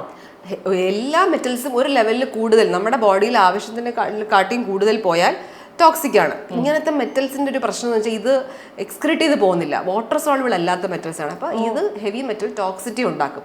ഇത് കാരണം നമുക്ക് കാർഡിയക് ഇഷ്യൂസും സ്കിൻ പ്രോബ്ലംസും പിഗ്മെന്റേഷൻ, ഈവൻ ഒരു മെന്റൽ ഡിസോർഡർ പോലും നമുക്ക് ഈ ഹെവി മെറ്റൽ ടോക്സിറ്റി കാരണം വരാം. അല്ലേ? ഇപ്പൊ ഈ ഒരു കപ്പിൾ ഈയിടെ വന്നിരുന്നു. അപ്പൊ അവരുടെ ഹസ്ബൻഡിന്റെ ലെവൽസ്, ബ്ലഡ് ലെവൽസ് ഈ ടിഷ്യൂ സ്കാൻ ചെയ്തപ്പോൾ മനസ്സിലായത് അലൂമിനിയം ആൻഡ് കാഡ്മിയം ലെവൽസ് ഭയങ്കര ഹൈ ആണ്. കാഡ്മിയോ? അതെങ്ങനെയാ? കാഡ്മിയം നമ്മളിപ്പം ലിഥിയം ബാറ്ററീസ് നമ്മൾ ഉപയോഗിക്കുന്നു, mobiles, food additives, preservatives, see fish, ഇതെല്ലാം നമുക്ക് മെർക്കുറി പോലെയുള്ള ടോക്സിക് മെറ്റൽസ് നമുക്ക് ശരീരത്തിലോട്ട് കയറുകയാണ്. ഇത് നമ്മൾ കണ്ടുപിടിക്കുന്നുണ്ടോ? ഇത് നമ്മൾ അറിയുന്നില്ല. പ്രിസർവേറ്റീവ്സ് ഉള്ള ഫുഡ് നമ്മൾ യൂസ് ചെയ്യുന്നു, അറിയുന്നില്ല. ഇങ്ങനത്തെ കാര്യങ്ങൾ ഇത് നമുക്കൊരു കണ്ണാടിയാണിത്. നമുക്ക് എന്തെങ്കിലും പ്രോബ്ലം ഉണ്ടോ ഇല്ലേ, നമ്മൾ എവിടെയാണ് കറക്റ്റ് ചെയ്യേണ്ടതെന്നുള്ള നമുക്കൊരു അഡ്വൈസ് കിട്ടും. അപ്പൊ അത് നമ്മുടെ ഒരു ലൈഫ് സ്റ്റൈലിൽ ഉണ്ടാക്കുന്ന ചേഞ്ച് കുറവാണെങ്കിൽ നമുക്ക് അതനുസരിച്ച് നമുക്ക് പേഴ്സണലൈസ്ഡ് ആയിട്ടുള്ള ഈ നേരത്തെ പറഞ്ഞ പോലെ ഗ്ലൂട്ടത്തിയോൺ പോലെ ഒരു പേഴ്സണലൈസ്ഡ് ആയിട്ടുള്ള വെൽനസ് ഡ്രിപ്സിൽ ഇടാം. ഒരു പ്രിസ്ക്രൈബ്ഡ് ആയിട്ടുള്ള ഒരു ഇത് നിങ്ങൾക്ക് ഇത്രയാണ് ഇടേണ്ടത്, അങ്ങനെ അല്ലാതെ ഇപ്പൊ വീണയ്ക്ക് ചിലപ്പോൾ ഉള്ളത് കുറവായിരിക്കില്ല, എനിക്കുള്ള കുറവ്. അപ്പൊ അതനുസരിച്ചുള്ള ഒരു പേഴ്സണലൈസ്ഡ് ആയിട്ടുള്ള വെൽനസ് സൊല്യൂഷൻസ് നമുക്ക് കൊടുക്കാൻ കഴിയും. ഇപ്പൊ നമ്മൾ ഇന്ത്യയിൽ വന്ന് ഒളിഗോ സ്കാൻ നടത്തി എനിക്ക് അലൂമിനിയം അല്ലെങ്കിൽ കാഡ്മിയം കൂടുതലാണ് എന്ന് കണ്ടെത്തി കഴിഞ്ഞു കഴിഞ്ഞാൽ ഇതിനെ ബാലൻസ് ചെയ്യാനായിട്ട് ഞാൻ എന്താ ചെയ്യുക? മോർണിംഗ് രാവിലെ എണിക്കുമ്പോൾ തൊട്ട് വീണ ബെഡിൽ പോകുന്ന വരെ എന്തെല്ലാം വീണയുടെ ഫുഡിൽ എന്തെല്ലാം കഴിച്ചു, അല്ലെങ്കിൽ എന്തെല്ലാം ഭക്ഷണത്തിന്റെ കൂടെയുള്ള ഡ്രിങ്ക്സ് എന്തെല്ലാം കഴിച്ചു, ഏത് പാത്രത്തിലാണ് കഴിച്ചത്, ഇതെല്ലാം നമ്മൾ അസസ് ചെയ്തിട്ട് നമ്മുടെ ന്യൂട്രീഷനിസ്റ്റുകൾ, ഇൻഹൗസ് ന്യൂട്രീഷനിസ്റ്റ് ഉണ്ട്, നമുക്ക് അതിന് അഡ്വൈസ് നമുക്ക് ഡെയിലി കൊടുക്കാൻ പറ്റുന്ന ഫോളോ അപ്പും വീക്ക്ലി ആയിട്ടുള്ള നമുക്ക് ഡയറ്റ് പ്ലാൻസ് നമ്മൾ ഇവിടെ നിന്ന് കൊടുക്കുന്നുണ്ട്. അപ്പൊ ഈ ഒരു ട്രീറ്റ്മെന്റ് പാറ്റേണിൽ നമ്മുടെ ഒരു ന്യൂട്രീഷൻ അസസ് ചെയ്ത് അതനുസരിച്ചുള്ള ഫുഡ് റെക്കമെൻഡേഷൻ കൊടുക്കും. മാത്രമല്ല നമുക്ക് ഇതിന്റെ കൂടെ ഗട്ട് ഫംഗ്ഷൻ അസസ് ചെയ്യാനും പറ്റും. ഈ ഗട്ട് ഫംഗ്ഷൻ അസസ് ചെയ്യുന്നത് ഇപ്പൊ സ്റ്റൂൾ എക്സാമിനേഷൻ വഴിയാണ് മിക്കവാറും ഗട്ട് ഫംഗ്ഷൻ അസസ് ചെയ്യുന്നത്. ഇപ്പോൾ വീണയ്ക്ക് അറിയാം, നമ്മുടെ ഈ കുടലിലുള്ള ചെറിയ ചെറിയ ബാക്ടീരിയ, അതായത് നമ്മുടെ ഗട്ട് മൈക്രോബയോം ആണ് നമ്മുടെ ബോഡിയിൽ നമ്മുടെ ഗ്യാസ്ട്രൈറ്റിസ് പോലുള്ള ചെറിയ ചെറിയ ഇഷ്യൂസ് തൊട്ട് നമ്മുടെ ഒരു മെന്റൽ ഒരു കോഗ്നിഷൻ ലെവൽ വരെ അഡ്രസ് ചെയ്തെന്നുള്ളത് വീണയ്ക്ക് അറിയാം. ആയുർവേദത്തിലൊക്കെ പറയാറില്ലേ, നമ്മുടെ ഫുഡ് ഹാബിറ്റ്സ് ശരിയല്ലെങ്കിൽ നമ്മുടെ ജീവിതമേ ഒരു രീതിയിൽ മൊത്തത്തിൽ പ്രശ്നമാണ്. അപ്പൊ അത് അസസ് ചെയ്യുന്ന ഒരു ടെസ്റ്റാണ് ഗട്ട് ഫംഗ്ഷൻ ടെസ്റ്റ്. നമുക്കിത് ബ്ലഡിൽ കൂടെ തന്നെ നമുക്ക് അറിയാൻ പറ്റും. അതെ. അപ്പൊ അത് അസസ് ചെയ്തിട്ട് നമുക്ക് ഏതെല്ലാം രീതിയിലുള്ള ഫുഡ് റെക്കമെൻഡേഷൻസ് നമുക്ക് വേണം, ഏതെല്ലാം ഫുഡ് അവോയ്ഡ് ചെയ്യണം, അങ്ങനത്തെ കാര്യങ്ങൾക്കുള്ള അഡ്വൈസ് നമുക്ക് കിട്ടും. ഡോക്ടർ ഒരു ഇൻഫെർട്ടിലിറ്റി സ്പെഷ്യലിസ്റ്റും കൂടെ ആയതുകൊണ്ട് ഞാൻ ചോദിക്കുകയാണെ, അതായത് ഇപ്പൊ അങ്ങനെ ഒരു ഇഷ്യൂ അനുഭവിക്കുന്ന ഒരാള് അവർ ഒരുപാട് വർഷമായി ശ്രമിക്കുന്നു, കുട്ടികൾ ഉണ്ടാകുന്നില്ല, അങ്ങനെയുള്ള ഒരാൾക്ക് ഇന്ദ്രിയയിലേക്ക് വന്നു കഴിഞ്ഞാൽ അതിന് കൃത്യമായ ഒരു കൺസൾട്ടേഷൻ കിട്ടും? ഡെഫിനറ്റ്ലി കിട്ടും. നിങ്ങൾക്ക് ഒരു ബേസിക് ഇൻഫെർട്ടിലിറ്റി ഇവാലുവേഷൻ എന്തായാലും കിട്ടും ആസ് ആൻ ഇൻഫെർട്ടിലിറ്റി സ്പെഷ്യലിസ്റ്റ്. രണ്ടാമത്തെ ഒരു കാര്യം, നമ്മളൊരു ഇൻഫെർട്ടിലിറ്റി ഒരു നോർമൽ ഒരു ഹോസ്പിറ്റലിൽ പോകുമ്പോൾ അസസ് ചെയ്യാത്ത പല കാര്യങ്ങളും നമുക്ക് ഇവിടെ ചെയ്യാൻ പറ്റും. അപ്പൊ അതാണ് എനിക്ക് ഈ ഇങ്ങനത്തെ ഒരു സെന്റർ തുടങ്ങാനായിട്ടുള്ള ഒരു പ്രചോദനം. ഇൻഫെർട്ടിലിറ്റി അല്ലെങ്കിൽ നമുക്കൊരു നമ്മുടെ എഗ്ഗിന്റെ ക്വാളിറ്റി അല്ലെങ്കിൽ സ്പേം ക്വാളിറ്റി മോശമാണ് എന്ന് പറയുമ്പോൾ നിങ്ങളുടെ ആരോഗ്യമേ പ്രശ്നമാണ്. നമ്മൾ അതിനെ ആ രീതിയിൽ വേണം കാണാൻ. നിങ്ങളുടെ ഒരു സെല്ലുലാർ ലെവലിലുള്ള ആരോഗ്യം ഡിസൈഡ് ചെയ്യുന്നത് നിങ്ങളുടെ മൈറ്റോകോൺട്രിയാണ്. സെല്ലിനകത്തുള്ള ഒരു ഓർഗനല്ലാണ് മൈറ്റോകോൺട്രിയ. മൈറ്റോകോൺട്രിയൽ ഹെൽത്ത് ഇംപ്രൂവ് ചെയ്ത് തുടങ്ങിയാൽ നമ്മുടെ ശരീരത്തിലെ ഹെൽത്ത് മൊത്തത്തിൽ ഇംപ്രൂവ് ആവും. അങ്ങനെ ഉണ്ടെങ്കിൽ നിങ്ങളുടെ റീപ്രൊഡക്റ്റീവ് ഹെൽത്തും ഇംപ്രൂവ് ആവും. അപ്പോൾ ആ ലെവലിൽ നമ്മൾ ട്രീറ്റ്മെന്റ് സ്റ്റാർട്ട് ചെയ്യണം. രണ്ടാമത്തെ ഒരു കാര്യം, ഇപ്പോൾ പല സ്ത്രീകൾക്കും അറിയാം, ഇപ്പോൾ AMH അല്ലെങ്കിൽ ഓവറിൻ റിസർവ് കുറവാണ്, എന്നാൽ എൻ്റെ അണ്ടത്തിന് പ്രോബ്ലം ഉണ്ട്, അല്ലെങ്കിൽ അണ്ടത്തിൻ്റെ ക്വാളിറ്റി മോശമാണ്, ഇങ്ങനെയൊക്കെ ആയിരിക്കും മിക്കവരും ഒരു IVF ട്രീറ്റ്മെന്റിന് വേണ്ടി പോകുന്നത്. അപ്പം ഇങ്ങനെ പോകുമ്പോൾ AMH കുറവായിരിക്കുമ്പോൾ നമുക്കുള്ള ഒരു ട്രീറ്റ്മെന്റ് ആണ് സ്റ്റെം സെൽ തെറാപ്പി. അപ്പം നമുക്ക് ആ ലേഡിയുടെ തന്നെ സ്റ്റെം സെൽസ് ഉപയോഗിച്ച് നമുക്ക് അവരുടെ ഓവറി റിജുവിനേറ്റ് ചെയ്തെടുക്കാൻ പറ്റും. എന്ന് വെച്ചാൽ ഓവറിയുടെ ഫംഗ്ഷൻ കുറച്ചുകൂടെ ബെറ്റർ ആക്കാൻ പറ്റും. അവർക്ക് കിട്ടുന്ന എഗ്സ് കുറച്ചുകൂടെ ബെറ്റർ ആയിരിക്കും. സ്ത്രീകൾക്കാണോ പുരുഷന്മാർക്കാണോ ഇൻഫെർട്ടിലിറ്റി ഇഷ്യൂസ് ഏറ്റവും കൂടുതലുള്ളത്? അതോ ഇത് തുറന്നു പറയാൻ പലർക്കും മടിയാണോ? എന്താ സംഭവിക്കുന്നത്? ഈക്വലി സ്ത്രീകളും പുരുഷന്മാരും ഈക്വലി ഇൻഫെർട്ടിലിറ്റിക്ക് റെസ്പോൺസിബിൾ ആണ്. ഒന്നാമത്തെ കാര്യം നമ്മുടെ ഒരു ഡയറ്റ് പാറ്റേൺ, പിന്നെ late marriages, late decision four starting A family. ഇപ്പൊ ചിലപ്പോൾ ഒരു 25-30 വയസ്സ് കല്യാണം കഴിച്ചാലും ഒരു 5 വർഷം അല്ലെങ്കിൽ 10 വർഷം കുഞ്ഞുങ്ങൾ വേണ്ട എന്ന് വിചാരിച്ചിരിക്കുന്ന ആൾക്കാരുണ്ട്. ഇങ്ങനെയുള്ളവർ ഡെഫിനറ്റ്ലി നിങ്ങൾ ഇങ്ങനെ ഒരു തീരുമാനം എടുക്കുമ്പോൾ ഈ ഒരു തീരുമാനം നിങ്ങൾ ഒരു ഫെർട്ടിലിറ്റി സ്പെഷ്യലിസ്റ്റുമായിട്ട് ഡിസ്കസ് ചെയ്യണം. നിങ്ങളുടെ ശരീരം ഇതിന് അനുവദിക്കുന്നുണ്ടോ? മനസ്സിലായോ? നിങ്ങളുടെ ആരോഗ്യം ഇത്രയും ലേറ്റ് ആയിട്ട് നിങ്ങളൊരു ഫാമിലി സ്റ്റാർട്ട് ചെയ്യാൻ കേപ്പബിൾ ആണോ? അല്ലെങ്കിൽ നിങ്ങൾ definitely you go for egg freezing അല്ലെങ്കിൽ സ്പേം ഫ്രീസിങ്. അപ്പൊ നിങ്ങൾക്ക് എപ്പോഴാണ് നിങ്ങൾ ഫാമിലി സ്റ്റാർട്ട് ചെയ്യാൻ ഉദ്ദേശിക്കുന്നത് അപ്പൊ നിങ്ങൾ ചെയ്താൽ മതി. നമുക്ക് ആ സമയം നിങ്ങൾക്ക് എഗ്ഗോ അല്ലെങ്കിൽ നിങ്ങളുടെ സ്പേം മോശമാണെങ്കിൽ നമുക്ക് പിന്നെ വേറെ ഓപ്ഷൻസ് ഇല്ല. അപ്പൊ അതുകൊണ്ട് ഈ ഒരു ഡിസിഷൻ നിങ്ങളൊരു കല്യാണം കഴിക്കാൻ എടുക്കുന്ന ഒരു തീരുമാനം പോലെ ഇമ്പോർട്ടൻ്റ് ആണ്. എപ്പോഴാണ് നിങ്ങളൊരു കുടുംബം സ്റ്റാർട്ട് ചെയ്യാൻ ഉദ്ദേശിക്കുന്നത് ആ ഒരു ഫാമിലി സ്റ്റാർട്ട് ചെയ്യുന്ന ഒരു ഡിസിഷൻ നിങ്ങൾ ഒരു ഫെർട്ടിലിറ്റി സ്പെഷ്യലിസ്റ്റുമായിട്ട് ഡിസ്കസ് ചെയ്യണം. നിങ്ങൾക്കൊരു കുഞ്ഞ് ഉണ്ടാവാതിരിക്കുമ്പോഴല്ല, നിങ്ങൾ എപ്പോഴാണ് ഫാമിലി സ്റ്റാർട്ട് ചെയ്യാൻ ഉദ്ദേശിക്കുന്ന ഒരു ഡിസിഷൻ എടുക്കുന്നതും അങ്ങനത്തെ ഒരു കൺസൾട്ടേഷൻ വേണം എന്നാണ് എൻ്റെ ഒരു അഭിപ്രായം. ഇപ്പം ഞാനൊരു ഡെലിവറിക്ക് വേണ്ടി അല്ലെങ്കിൽ ഒരു പ്രഗ്നൻസിക്ക് വേണ്ടി ഒരുങ്ങുകയാണ്, അല്ലെങ്കിൽ മാനസികമായി തയ്യാറെടുത്ത് കഴിഞ്ഞു കഴിഞ്ഞാൽ എനിക്ക് ഇന്ദ്രിയയിലേക്ക് വന്നു കഴിഞ്ഞാൽ എന്തൊക്കെ ഫെസിലിറ്റീസ് ആയിരിക്കും അല്ലെങ്കിൽ സർവീസസ് ആയിരിക്കും ഡോക്ടർ പ്രൊവൈഡ് ചെയ്യുക? ഒരു പ്രഗ്നൻസി പ്ലാൻ ചെയ്യുവാണ്. ഇപ്പം ഞാനൊരു 6 മാസത്തിനുള്ളിൽ പ്രഗ്നൻസി ആവുന്നുണ്ട്. എൻ്റെ ഒരു കൺസെപ്റ്റ് എന്ന് പറയുന്നത്, നമ്മൾ പ്രഗ്നൻസി ആകുമ്പോൾ അവരുടെ ഒരു ഹെൽത്തിന്റെ പീക്കിലായിരിക്കണം. നിങ്ങളുടെ ഒരു നെക്സ്റ്റ് ജനറേഷനാണ് നിങ്ങൾ ഉണ്ടാക്കുന്നത്. അപ്പോൾ അവരുടെ ഒരു health status at their peak ലെവലായിരിക്കണം. ഒരു ഹസ്ബൻഡും വൈഫിന്റെയും ഏറ്റവും ബെസ്റ്റ് ആയിട്ടുള്ള ഒരു ടൈം ആയിരിക്കണം അവർ പ്രഗ്നൻസിക്ക് വേണ്ടി പ്രിപ്പയർ ചെയ്യുന്നത്. അപ്പോൾ ഒരു സ്ത്രീ മാത്രമാണോ ഇവിടേക്ക് വരേണ്ടത്? കപ്പിൾ ആണ് വരേണ്ടത്. എന്നാലേ നമുക്ക് ആ കപ്പിളിന്റെ ഹെൽത്ത് സ്റ്റാറ്റസ് ഇമ്പ്രൂവ് ചെയ്യാൻ പറ്റും. അപ്പൊ അവരുടെ ഒരു പീക്ക് ലെവൽ ഓഫ് ഹെൽത്തിലാണ് അവരെ ഒരു ഫാമിലി സ്റ്റാർട്ടിങ്ങിൽ ഡെഫിനറ്റ്ലി അവരുടെ കുഞ്ഞുങ്ങളും അതുപോലെ ഹെൽത്തി ആയിരിക്കും. നമുക്ക് എങ്ങനെയെങ്കിലും ഒരു കുഞ്ഞുണ്ടായ പോരല്ലോ, ഹെൽത്തി ആയിട്ടൊരു കുഞ്ഞുണ്ടാവണ്ടേ? തീർച്ചയായിട്ടും. അപ്പോൾ എന്തൊക്കെയാണ്, ഞാൻ അങ്ങനെ ഒരു തീരുമാനം എടുത്തുകൊണ്ട് ഞാനും എൻ്റെ പാർട്ട്ണറും കൂടെ ഇന്ദ്രിയയിലേക്ക് എത്തിക്കഴിഞ്ഞാൽ എന്തൊക്കെയായിരിക്കും ഡോക്ടർ എന്നെ അഡ്വൈസ് ചെയ്യുന്നത്, അല്ലെങ്കിൽ ഓരോ സ്റ്റെപ്പ് ബൈ സ്റ്റെപ്പ് ആയിട്ട് എന്തൊക്കെ കാര്യങ്ങളായിരിക്കും ഞാൻ ചെയ്യേണ്ടത്? നിങ്ങളുടെ ഇപ്പോഴത്തെ ഒരു ലൈഫ് സ്റ്റാറ്റസ് എങ്ങനെയാണ്, നിങ്ങളുടെ ഒരു റൊട്ടീൻ എങ്ങനെയാണ്, അതനുസരിച്ചുള്ള നിങ്ങളുടെ ഒരു ഡയറ്റ് പാറ്റേണും നിങ്ങളുടെ ഒരു ലൈഫ് സ്റ്റൈൽ ഉണ്ടാക്കേണ്ട ചേഞ്ചസും നമ്മൾ അഡ്വൈസ് തരും. അത് മാത്രമല്ല, നിങ്ങൾക്ക് ഒരു വെയിറ്റ് ഗെയിൻ ഉണ്ട് അല്ലെങ്കിൽ ഒരു ഫെർട്ടിലിറ്റി ഇഷ്യൂ ഉണ്ട്, അതിനുള്ള ട്രീറ്റ്മെന്റ്സ് നമുക്ക് കിട്ടും. ഒരു ഫെർട്ടിലിറ്റി അഡ്വൈസും അല്ലെങ്കിൽ ഫെർട്ടിലിറ്റി സൊല്യൂഷൻസും നമുക്കിവിടെ പ്രൊവൈഡ് ചെയ്യാൻ പറ്റും. ഈവൻ IVF ട്രീറ്റ്മെന്റിനുള്ള അഡ്വൈസ് കൂടി നമ്മൾ ചെയ്യുന്നതാണ്. ഇപ്പൊ ഈ എഗ് ഫ്രീസിങ് എന്നൊക്കെ പറയുന്നത് എല്ലാവർക്കും അതിനെയൊന്നും ആ രീതിയിൽ അക്സെപ്റ്റ് ചെയ്യാൻ പറ്റണമെന്നില്ലല്ലോ. അയ്യോ അതൊക്കെ ഇനി നമ്മുടെ തന്നെ കൊച്ചാവോ, ഇതൊക്കെ ശരിയാവോ, ഇങ്ങനെയൊക്കെയുള്ള ഒരുപാട് മിഥ്യാധാരണകൾ ആൾക്കാർക്കുണ്ട്. വീണ ഒരു ഇന്റർവ്യൂല് മമത മോഹൻദാസിന്റെ ഇന്റർവ്യൂ കേട്ടില്ലേ, അവര് മമത സത്യം ഭയങ്കര സങ്കടം തോന്നി അത് കേട്ടിട്ട്. ഇത്രയും നമ്മൾ IVF എല്ലാം ഇത്രയും അഡ്വാൻസ്ഡ് ആയിട്ടും ഒരു സാധാരണ ഒരു സ്ത്രീക്ക് ഈ ഒരു ഇൻഫർമേഷൻ കിട്ടുന്നില്ല. അപ്പൊ ഒരു സെലിബ്രിറ്റിക്ക് പോലും കിട്ടില്ലെങ്കിൽ ഒരു നോർമൽ ഒരു സ്ത്രീക്ക് എങ്ങനെ കിട്ടും? അപ്പൊ ഈ ഒരു നോളജ് ശരിക്കും നമ്മൾ പ്രൊവൈഡ് ചെയ്യേണ്ടതാണ്. നിങ്ങളുടെ എഗ്സ്, ഒരു സ്ത്രീയുടെയും പുരുഷന്റെയും വ്യത്യാസം, സ്ത്രീകൾ ജനിക്കുമ്പോൾ തന്നെ ഉള്ള അണ്ടങ്ങളെ ഉള്ളൂ. നമുക്ക് ഇനിയും പിന്നെയും അണ്ടങ്ങൾ ഉണ്ടാവുന്നില്ല. ജനിച്ചു കഴിയുമ്പോൾ നമ്മുടെ ഓരോ പീരീഡ്സ് അനുസരിച്ച് നമ്മുടെ അണ്ടങ്ങൾ കുറഞ്ഞുകൊണ്ടേയിരിക്കും. അതുകൊണ്ടാണ് നമുക്കൊരു 45 to 50 years മെനോപോസ് ആവുന്നത്. തീർന്നു. അപ്പൊ നമ്മുടെ എഗ് റിസർവ് കുറയുവാണ്. നമ്മൾ ബാങ്കിൽ പൈസ അടക്കുന്ന പോലെ നിങ്ങൾക്ക് ഒരു 10 ലക്ഷം രൂപ ഉണ്ടെങ്കിൽ നിങ്ങൾക്ക് 10 ലക്ഷം ചിലവാക്കാനുണ്ട്. നിങ്ങൾക്ക് 1 ലക്ഷം രൂപയേ ഉള്ളൂ എങ്കിൽ നിങ്ങളുടെ ഫുൾ എക്സ്പെൻസ് അതിൽ നിർത്തണം. അതുപോലെ തന്നെയാണ് നമ്മുടെ ഓവർ ആൻഡ് റിസർവ്. അപ്പോൾ ഉള്ള എഗ്സിന്റെ ക്വാളിറ്റി ഇമ്പ്രൂവ് നല്ലതായിരിക്കണം. നിങ്ങളുടെ എഗ്സ് ക്വാളിറ്റി കുറയുന്നതിന് മുമ്പ് നിങ്ങൾ അതിനെ ഒന്നീ പ്രഗ്നൻസി അല്ലെങ്കിൽ ഒരു ഫാമിലി സ്റ്റാർട്ട് ചെയ്യണം, അല്ലെങ്കിൽ നിങ്ങൾ ആ എഗ്ഗുകൾ സൂക്ഷിച്ച് വെക്കുകയും വേണം. അപ്പോൾ ഇത് നമുക്ക് ക്രയോ പ്രിസർവേഷൻ അവൈലബിൾ ആണ്. ഇത് നല്ല IVF സെന്റേഴ്സിൽ നമുക്ക് കറക്റ്റ് ആയിട്ടുള്ള നിങ്ങളുടെ പേരിൽ തന്നെ ബാർകോഡ് ചെയ്തായിരിക്കും നിങ്ങളുടെ എഗ്സ് ഫ്രീസ് ചെയ്യുന്നത്. ഒരു ഡെഫിനറ്റ് പാർട്ട്ണർ ഉണ്ടെങ്കിൽ എംബ്രിയോ ആയിട്ട് ഫ്രീസ് ചെയ്യാം. നിങ്ങളിപ്പോൾ കല്യാണം കഴിക്കാൻ ഉദ്ദേശിക്കുന്നില്ല, അങ്ങനെ ഉണ്ടെങ്കിൽ പോലും നിങ്ങൾക്ക് നിങ്ങളുടെ എഗ് ഫ്രീസ് ചെയ്യാം. എപ്പോഴാണ് നിങ്ങളുടെ ഫാമിലി സ്റ്റാർട്ട് ചെയ്യാൻ അല്ലെങ്കിൽ ഒരു കല്യാണം കഴിക്കാൻ ഉദ്ദേശിക്കുന്നത് അപ്പോൾ നിങ്ങൾ എടുത്താൽ മതി. നമ്മൾ സ്ത്രീകളുടെ ഒരുപാട് ഹോർമോണൽ ഇഷ്യൂസിനെ കുറിച്ച് ഡിസ്കസ് ചെയ്തു. അതുപോലെ തന്നെ ഞാൻ ഒരുപാട് തലമുറകളായിട്ട് കൈമാറി വരുന്ന ഒരു അസുഖം പോലെ കേട്ടേക്കുന്നതാണ് തൈറോയിഡ് എന്ന് പറയുന്നത്. ഇത് അമ്മയ്ക്കുണ്ടെങ്കിൽ മോക്കുണ്ട്, അമ്മൂമ്മയ്ക്കുണ്ട്, എല്ലാവർക്കും ഉണ്ട്. ഇപ്പം ഈ തൈറോയിഡ് എന്ന് പറയുന്ന ഇഷ്യൂ ബേസിക്കലി എങ്ങനെയാണ് വരുന്നത്? ഇതിന് നമുക്ക് എന്തൊക്കെ പ്രിക്കോഷണറി മെഷേഴ്സ് ആണ് ഉള്ളത് ഡോക്ടറെ? ഇതിന് പ്രിക്കോഷണറി മെഷേഴ്സ് എന്ന് പറയുന്ന ഒരു സംഭവം ഇല്ല. ഡിറ്റക്ഷൻ ആണ് ഇമ്പോർട്ടൻറ്റ്. നമുക്കൊരു തൈറോയിഡ് അല്ലെങ്കിൽ ഹൈപ്പർ തൈറോയിഡിസം അല്ലെങ്കിൽ ഹൈപ്പർ തൈറോയിഡിസം ഉണ്ടെങ്കിൽ നമ്മൾ കണ്ടുപിടിക്കണം. അപ്പോൾ ഈവൻ ഈ നമുക്കൊരു ഗ്രോത്ത് സ്പേർട്ട് അല്ലെങ്കിൽ പെട്ടെന്നൊരു വളർച്ച വരുന്ന സമയങ്ങളിലാണ് ഈ ഇഷ്യൂ ഉണ്ടാകുന്നത്. ഒന്ന് നമ്മൾ ഒരു പീരീഡ്സ് ആവുന്നത്, ഒരു കൗമാരം ആവുമ്പോൾ ഉള്ള ചേഞ്ച് വരുമ്പോൾ തൈറോയിഡ് ഇഷ്യൂസ് വരാം. അപ്പോൾ അത് താമസിക്കുന്നു, അല്ലെങ്കിൽ ഒരു പെൺകുട്ടിക്ക് പീരീഡ് ആവാൻ ലേറ്റ് ആവുന്നു, അപ്പോൾ ഡെഫിനറ്റ്ലി ചെക്ക് ചെയ്യേണ്ട കുറച്ച് ടെസ്റ്റുകളിൽ ഏറ്റവും ഇമ്പോർട്ടൻ്റ് ആയിട്ടുള്ള ടെസ്റ്റാണ് തൈറോയിഡ് പ്രോബ്ലം. രണ്ടാമത് പ്രഗ്നൻസി ആകുമ്പോൾ നമ്മളിപ്പോൾ ഒരു ബ്ലഡ് ടെസ്റ്റ് ചെയ്യുമ്പോൾ നമുക്കൊരു വീണ കണ്ടിട്ടുണ്ടായിരിക്കും ലാബിൽ ഇപ്പോൾ വാല്യൂ ഒരു up to 5 വരെ നോർമലാണ്.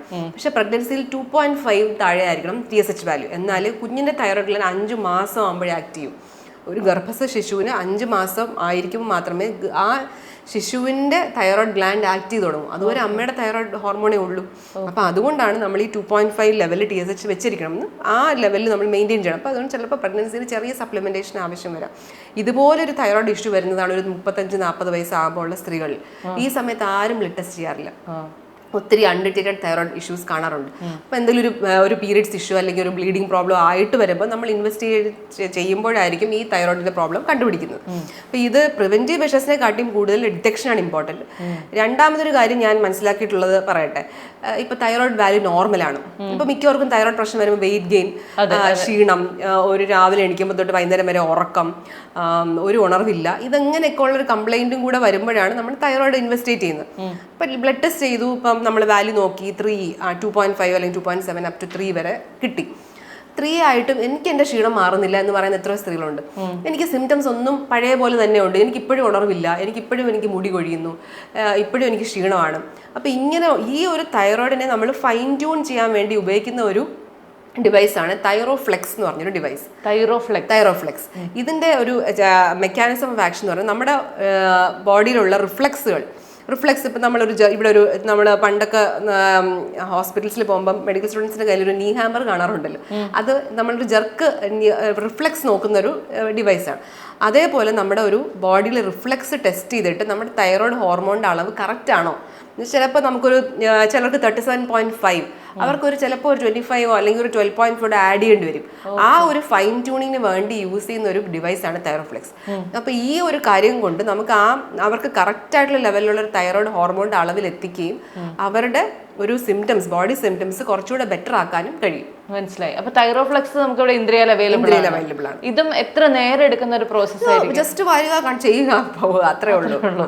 അപ്പൊ അതുകൊണ്ട് തന്നെ പിന്നെ നമുക്ക് അതിനെ സപ്ലിമെന്റ്സ് കഴിച്ചാൽ ശരിയാക്കാം. അതിന്റെ കൂടെ അതിനുള്ള ഫുഡ് റെക്കമെൻഡേഷൻസും നിങ്ങളുടെ ലൈഫ് സ്റ്റൈലിൽ വരുത്തേണ്ട മാറ്റങ്ങൾക്കുള്ള അഡ്വൈസ് നമുക്ക് കൊടുക്കാൻ പറ്റും. അപ്പോൾ ഇത് ശരിക്കും ഒരു ലൈഫ് ചേഞ്ചിങ് ഒരു കാര്യമാണ്. എന്ന് വെച്ചാൽ നമുക്കൊരു തൈറോയിഡ് പ്രോബ്ലം വളരെ ഈസി ആയിട്ട് കറക്റ്റ് ചെയ്യാൻ പറ്റുന്ന ഒരു കാര്യത്തിന് നമുക്ക് എത്രയോ പേര് സഫർ ചെയ്യുന്നുണ്ട്. സത്യം. ഇനി ഈ നമ്മളിപ്പോൾ ഒരുപാട് ലൈഫ് സ്റ്റൈൽ ഇഷ്യൂസിനെ കുറിച്ച് പറഞ്ഞു, അതെങ്ങനെ കറക്റ്റ് ചെയ്യാമെന്ന് പറഞ്ഞു. ഇതെല്ലാം കറക്റ്റ് ചെയ്ത് കഴിയുമ്പോൾ നമ്മുടെ ഒക്കെ ഉള്ളിനുള്ളിൽ, പ്രത്യേകിച്ച് സ്ത്രീകളുടെ ഉള്ളിനുള്ളിൽ നല്ല സൗന്ദര്യത്തോടെ ഇരിക്കുക, നല്ല ഫിഗറോട് കൂടി ഇരിക്കുക, മുഖം തിളങ്ങി നിൽക്കുക, ഇതൊക്കെ ആഗ്രഹങ്ങളുണ്ട്. നമ്മളിനി എത്ര ഇല്ലെന്ന് പറയുമ്പോഴും അത്തരം കാര്യങ്ങൾക്കുമുള്ള ഫെസിലിറ്റീസ് ഇന്ത്യയിലുണ്ടോ? ഡെഫിനറ്റ്ലി ഉണ്ട്. കോസ്മെറ്റിക് ആൻഡ് എസ്തെറ്റിക് സൊല്യൂഷൻസ് നമുക്കുണ്ട്. അത് ഒരു ഹോൾസം ആയിട്ട് പ്രൊവൈഡ് ചെയ്യുന്ന ഒരു സെന്ററാണ് ഇന്ദ്രിയ. മനസ്സിലായി. അപ്പൊ എന്തൊക്കെയാണ് ഇപ്പൊ കോസ്മെറ്റിക് ഏരിയയിൽ ഇന്ദ്രിയ പ്രൊവൈഡ് ചെയ്യുന്ന സർവീസ്? എല്ലാവർക്കും എപ്പോഴും കേൾക്കുന്ന ഒരു സാധനമാണ് പ്ലേറ്റ്ലെറ്റ് റിച്ച് പ്ലാസ്മ. നമ്മുടെ തന്നെ ബ്ലഡിൽ നിന്ന് എടുക്കുന്ന പ്ലേറ്റ്ലെറ്റ് റിച്ച് ആയിട്ടുള്ള പ്ലാസ്മ ഇഞ്ചെക്ട് ചെയ്യുന്ന സ്ഥലങ്ങൾ ഫേസ്, ഹെയർ, ഈവൻ നമുക്കിപ്പോൾ ഒരു സ്ട്രെസ് യൂറിനറി ഇൻകോർഡൻസ് ഉള്ളവർക്ക് യൂറിനറി ബ്ലാഡറിൽ വരെ ഇഞ്ചെക്ട് ചെയ്യാം. അപ്പോൾ അവിടുത്തെ ബ്ലഡ് ഫ്ലോ ഇൻക്രീസ് ചെയ്യുകയും വജൈനൽ ടൈറ്റനിങ് ഉണ്ടാവുകയും സ്ട്രെസ് ഇൻകോർഡൻസ് നമുക്ക് ഈ ചുമയ്ക്കുമ്പോൾ യൂറിൻ പോകുന്നതിനുള്ള ബാക്കി ട്രീറ്റ്മെന്റ്സിന്റെ കൂട്ടത്തിൽ നമുക്ക് PRP ഇഞ്ചെക്ഷൻസ് കൊടുക്കാൻ പറ്റും. ഇതിന്റെ ഒരു ഹയർ ലെവൽ ട്രീറ്റ്മെന്റ് ആണ് എക്സോസോംസ്. ഇപ്പോൾ സ്കിൻ അല്ലെങ്കിൽ എസ്തെറ്റിക് സെന്റേഴ്സിലോ ഡെർമറ്റോളജി സെന്റേഴ്സിലോ അലോജനിക് എക്സോസോംസ് ആണ് യൂസ് ചെയ്യുന്നത്. അലോജനിക് എന്ന് പറഞ്ഞാൽ നമുക്ക് പുറത്തുനിന്ന് വരുന്ന എക്സോസോംസ്, വേറെ പ്ലാന്റ് സോഴ്സിലുള്ളത്, വേറെ അനിമൽ സോഴ്സിൽ നിന്നുള്ളത്, സാൽമൺ PDR എന്നൊക്കെ പറഞ്ഞ് കേട്ടിട്ടില്ലേ? അപ്പോൾ അതിൽ നിന്നൊക്കെ ഉള്ള എക്സോസോംസ് ആണ് യൂസ് ചെയ്യുന്നത്. അതിന്റെ വ്യത്യാസം ഓട്ടോലോഗസ് എക്സോസോംസ് എന്ന് പറഞ്ഞാൽ നമ്മുടെ ബ്ലഡിൽ നിന്ന് തന്നെ, വീണയുടെ ബ്ലഡിൽ നിന്ന് തന്നെ വീണയുടെ എക്സോസോംസ് ഉണ്ടാക്കുക. എക്സോസോംസ് എന്ന് പറയുന്നത് ഒരു മെസ്സഞ്ചേഴ്സ് ആണ്, cell to cell signaling messengers. നമ്മുടെ ശരീരത്തിലെ ഒരു കോശത്തിൽ നിന്ന് വേറൊരു കോശത്തിലോട്ട് ഒരു മെസ്സേജ് അയക്കുകയാണ്. അപ്പൊ നമുക്ക് ഫാസ്റ്റ് ആയിട്ട് ഒരു ചേഞ്ച് വരും. അതാണ് എക്സോസോംസ്. അപ്പൊ കുറച്ചും കൂടെ PRPയുടെ ഒരു ചേട്ടൻ എന്ന് പറയാം. അപ്പൊ കുറച്ചും കൂടെ എഫക്റ്റീവ് ആയിട്ട് ആ ട്രീറ്റ്മെന്റ്സ് കിട്ടും. അപ്പൊ ഫേസിൽ എക്സോസോംസ് ഇടുമ്പോൾ PRPനെ കാട്ടിയും കുറച്ചുകൂടെ എഫക്റ്റീവ് ആയിട്ട് നമുക്ക് ആ ട്രീറ്റ്മെന്റ് കൊടുക്കാൻ പറ്റും. അപ്പൊ അങ്ങനത്തെ ട്രീറ്റ്മെന്റ്സ് നമുക്ക് ഇന്ത്യയിൽ അവൈലബിൾ ആണ്. പലരും പറഞ്ഞു ഞാൻ കേട്ടിട്ടുള്ള, ഇങ്ങനെ എന്തെങ്കിലുമൊക്കെ ചെയ്തു തുടങ്ങിയാൽ പിന്നെ ലൈഫ് ലോങ് ഇതൊക്കെ ചെയ്തുകൊണ്ടിരിക്കണം, ഇല്ലെങ്കിൽ ഗുണത്തേക്കാളേറെ ദോഷം ചെയ്യുമെന്ന്. അങ്ങനെയുണ്ടോ? വീണയുടെ ബോഡിയിലെ റിജുവിനേറ്റിംഗ് മെക്കാനിസത്തിനെ സ്റ്റിമുലേറ്റ് ചെയ്യുന്ന ട്രീറ്റ്മെന്റ്സ് ആണ് ഇവിടെ ഉള്ളത്. അപ്പൊ വീണയുടെ ബോഡി എത്രത്തോളം ഹെൽത്തി ആയിട്ടിരിക്കണം എന്ന് വീണയ്ക്ക് ആഗ്രഹമുണ്ട്, അത്ര നാൾ ട്രീറ്റ്മെന്റ് എടുത്താൽ അത് ശരി. അങ്ങനെയാണെങ്കിൽ നമ്മൾ മിക്കവാറും ലൈഫ് ലോങ് എടുക്കും. കറക്റ്റ്. ഈ വിദേശത്തൊക്കെയുള്ള മലയാളികൾ ഉണ്ടാവും, അല്ലെങ്കിൽ ഇത്തരം ട്രീറ്റ്മെന്റുകൾ എടുക്കണം എന്ന് ആഗ്രഹമുള്ളവരുണ്ടാവും. അവർ വളരെ ചുരുങ്ങിയ ദിവസങ്ങൾക്കായിരിക്കും നാട്ടിലേക്ക് എത്തുന്നത്. അപ്പോൾ ഇവിടെ വന്ന് കൺസൾട്ടേഷൻ എടുക്കുക, അതിനുശേഷം പിന്നീട് വീണ്ടും ട്രീറ്റ്മെന്റുകളിലേക്ക് തിരിയുക, ഇതൊക്കെ ഭയങ്കര ടൈം കൺസ്യൂമിങ് അല്ലേ? അപ്പോൾ അതിന് ഡോക്ടർ എന്തെങ്കിലും ഒരു സൊല്യൂഷൻ കൊടുക്കുന്നുണ്ടോ? നമുക്കിവിടെ ഓൺലൈൻ കൺസൾട്ടേഷൻസ് അവൈലബിൾ ആണ്. നേരത്തെ ഡിസൈഡ് ചെയ്തിട്ടുള്ളൊരു ടൈമിൽ നമുക്ക് ആവശ്യത്തിനനുസരിച്ച് നമുക്ക് സംസാരിച്ച് അതനുസരിച്ചൊരു ട്രീറ്റ്മെന്റ് പ്ലാൻ തയ്യാറാക്കി അവർ നാട്ടിൽ വരുമ്പോൾ മിക്കവരും ഒരു മാസത്തേക്കൊക്കെ ആയിരിക്കുമല്ലോ വരുന്നത്. അപ്പോൾ ഒരാഴ്ചയിൽ ഒരു ദിവസം വരുന്ന രീതിയിൽ നമുക്കൊന്ന് പ്ലാൻ ചെയ്താൽ ട്രീറ്റ്മെന്റ് എടുത്തിട്ട് പോകാനേ ഉള്ളൂ. അപ്പോൾ അവരുടെ ഒരു ബെറ്റർ ആയിട്ടുള്ള ഒരു ഹെൽത്ത് സൊല്യൂഷൻ ആയിട്ട് അവർക്ക് തിരിച്ചു പോകാം. ഇതുപോലെ തന്നെ ഞാൻ വിട്ടുപോയ ഒരു കാര്യമായിരുന്നു ഇന്റിമേറ്റ് ഏരിയ പിഗ്മെന്റേഷൻ എന്ന് പറയുന്നത്. ഒരുപാട് സ്ത്രീകൾക്കുണ്ട്, പക്ഷെ ആരോടും പുറത്തു പറയാൻ താല്പര്യമില്ല. അതിന് ഡോക്ടറോടാണെങ്കിൽ പോലും പറയാൻ ഭയങ്കരമായി മടിച്ച് മാറി നിൽക്കുന്നവരാണ്. ഇത് ശരിക്കും ഇതിന് ഒരു പ്രോപ്പർ സൊല്യൂഷൻ ഉണ്ടോ?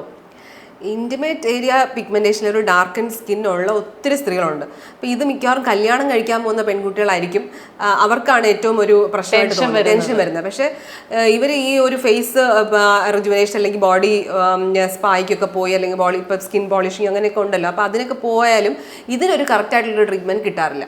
അതിന് നമുക്ക് ഇന്റിമേറ്റ് ഏരിയ പിഗ്മെന്റേഷൻ്റെ ഒരു പ്രത്യേകമായിട്ടൊരു പാക്കേജ് തന്നെ അവൈലബിൾ ആണ്. അപ്പോൾ ഒരു സിംഗിൾ സിറ്റിംഗ് തൊട്ട് ഒരു 3 months ഹോം കെയർ ട്രീറ്റ്മെൻറ്റ് വരെ നമുക്ക് കൊടുക്കാൻ പറ്റും. അതിൻ്റെ കൂട്ടത്തിൽ തന്നെ സർജിക്കൽ ആയിട്ടുള്ള ഓപ്ഷൻസ് വേണമെങ്കിൽ, ഇപ്പോൾ ഒരു വജൈനോപ്ലാസ്റ്റി അല്ലെങ്കിൽ ഒരു vaginal tightening surgery before marriage ചെയ്യണമെങ്കിലോ, അല്ലെങ്കിൽ ഒരു ലേബിയ പ്ലാസ്റ്റി. ഇപ്പം ലേബിയ മൈനോറ എന്ന് പറയുന്ന ഒരു നമ്മുടെ വജൈനയ്ക്ക് വെളിയിലുള്ള ആ ഒരു എതള പോലെ ഇരിക്കുന്നത് ചിലർക്ക് ഇച്ചിരി നീളം കൂടുതലായിരിക്കും, കുറച്ച് വലുതായിരിക്കും. അത് കാരണം ഡ്രസ്സുകൾ ഇടുമ്പോൾ ഇൻഫെക്ഷൻസ് വരാം, ഒരഞ്ഞിട്ട് ഇൻഫെക്ഷൻസ് വരാം, പീരീഡ് സമയത്ത് പാഡ് വെച്ച് യൂസ് ചെയ്യുമ്പോൾ ഇൻഫെക്ഷൻസ് വരാം. ഇതിനൊക്കെ നമുക്ക് സർജിക്കലായിട്ട് കറക്റ്റ് ചെയ്യാൻ പറ്റും. അപ്പോൾ സർജിക്കൽ സൊല്യൂഷൻസ് ആവശ്യമുണ്ടെങ്കിൽ പോലും നമുക്ക് അതിനനുസരിച്ചുള്ള അഡ്വൈസും സർജറിയും ചെയ്തു കൊടുക്കുന്നതാണ്. അത് ഇനി സർജറി ഇല്ലാതെ ഇതിന് എന്താ ഡോക്ടറെ ചെയ്യാൻ പറ്റുക? ഇന്റിമേറ്റ് ഏരിയ പിഗ്മെന്റേഷൻ നമുക്ക് പീൽസും അതനുസരിച്ചുള്ള വേറെ ട്രീറ്റ്മെന്റ്സ് അവൈലബിൾ ആണ്. ഇപ്പോൾ ഈ ഒരു കോസ്മെറ്റിക് ഗൈനക്കോളജി എന്ന് ഉദ്ദേശിക്കുമ്പോൾ അതിൽ non surgical and surgical treatments ഉണ്ട്. ചില കാര്യങ്ങൾക്ക് നമുക്ക് സർജിക്കൽ ട്രീറ്റ്മെന്റ്സ് വേണം. ഇപ്പോൾ ഇന്റിമേറ്റ് ഏരിയ റിജുവിനേഷൻ, നമുക്ക് അവിടുത്തെ സ്കിൻ ഇങ്ങനെ ലൂസായിട്ടിരിക്കുകയാണ്, അല്ലെങ്കിൽ പിഗ്മെന്റേഷൻ ഉണ്ട്, അതിന് നമുക്ക് നോൺ സർജിക്കൽ കാര്യങ്ങൾ ചെയ്യാം. ഇപ്പോൾ വജൈനൽ ടൈറ്റനിങ് അല്ലെങ്കിൽ ഒരു ഹൈമനോപ്ലാസ്റ്റി, ഹൈമൻ റീക്രിയേറ്റ് ചെയ്യാൻ സർജറി, അതിനെല്ലാം സർജിക്കൽ ഓപ്ഷൻസ് ആണ് ഉള്ളത്. ഇപ്പോൾ ഒരു ക്ലൈറ്റോറസ് തന്നെ ഏറ്റവും ഇമ്പോർട്ടൻ്റ് ആയിട്ടൊരു ഒരു സെക്ഷൽ എറൗസൽ ഓർഗൻ ആണ് സ്ത്രീകൾക്കുള്ളത്. അപ്പോൾ അതിന്റെ സ്കിൻ മൂടിയിരിക്കുമ്പോൾ ക്ലൈറ്റോറൽ ഹുഡ് കാരണം അവർക്ക് കറക്റ്റായിട്ട് ഓർഗാസം അപ്രീഷിയേറ്റ് ചെയ്യാൻ പറ്റുന്നില്ല, അല്ലെങ്കിൽ അവരുടെ ഒരു സെക്ഷൽ റിലേഷൻഷിപ്പിൽ ബുദ്ധിമുട്ടുണ്ടാകുന്നു.